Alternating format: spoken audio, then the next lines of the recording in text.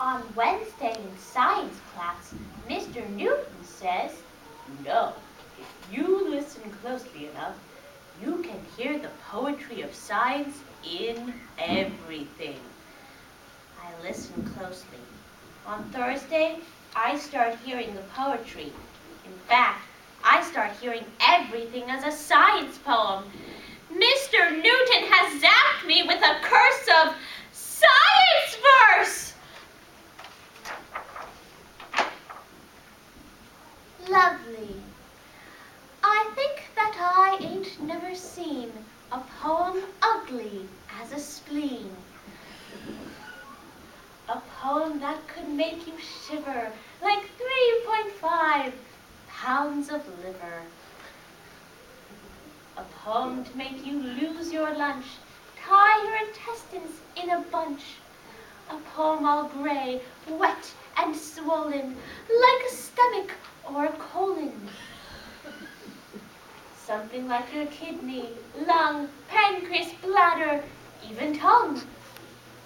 Why are you turning green, good buddy?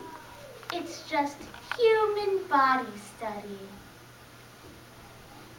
Twink, twinkle less spot of black in the starry zodiac, sucking in all matter and light, turning sunshine into night. Twinkle less, lost control. Now we're trapped in the black hole.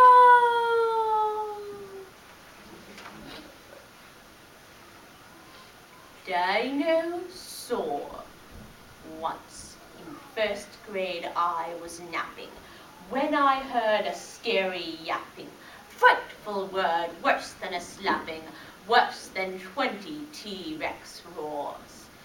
Said our teacher, heartless creature, my class, you know, always explores 10 full weeks of dinosaurs. Pterodactyl, stegosaurus, on and on the same old course, elementary stuff to bore us. No more, we beg! She ignores. Yes, she smiles. They were reptiles. Then locks the windows, bolts the doors. Don't you just love dinosaurs? Every year the scene repeated. 3rd grade, 4th grade, we were greeted with that torture just completed. Yes, we've heard of carnivores. Still the teachers changed no features. Still spoke those words that gave brain sores. This year's topic, dinosaurs. It's still a mystery, scientists say, why the dinosaur went away. But I know why they couldn't stay, and it wasn't meteors. It was creatures, yes, those teachers who did the work of 50 wars and bored to death! Dinosaurs.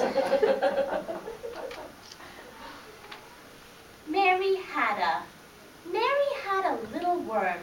She thought it was a chigger. But everything that Mary ate only made it bigger. It came with her to school one day and gave the kids a fright, especially when the teacher said, "Now that's a parasite." Scientific method at the bat. The outlook wasn't brilliant for my experiment that day. The only way to graduate was to come up with an A. So when my lab exploded and turned to blackish gunk, my chance of passing anything went Titanic. You know, sunk. I sat and sadly watched the clock, cursed to be alive. It would take a miracle, no, make that 2, to get me to grade 5. Then I had a brainstorm. An idea so terrific. I just had to use those words from the method scientific. I grab my pen and get to work. You should see my look. I slowly write hypothesis, observation in my book. And now the class bell rings, and now I lose or win with one mighty pluck. I hand my lab book in. Oh, somewhere in some science class, hypotheses are made, experiments are conducted, kids move up a grade. Somewhere conclusions are concluded without a bit of doubt. But there is no joy in this lab. My results got me flunked out. Changes. I'm a little mealworm, short and wiggly. Here's my antenna, cute and jiggly. Now I am a pupa, squat and white. How did this happen? I'm a sight. Now I am a beetle. What is this? I really hate metamorphosis. Astronauts stopping by a planet on a snowy evening. Which world this is, I do not know. It's in our solar system, though. I'm thinking that it might be Mars, because it has that reddish glow. Yes, space is lovely, dark and deep. For one mistake I now do weep. In science class, I was asleep. In science class, I was asleep. Whack! Goes Mr. Newton's pointer on the blackboard. Test tomorrow on the planets. Class dismissed. Awake, awake, I am awake. I'm not rhyming anymore. I'm cured of my science verse. And life is just great. Until art class, when Mr. Picasso says, do not think of this as a little art project. Your art project must be your whole life.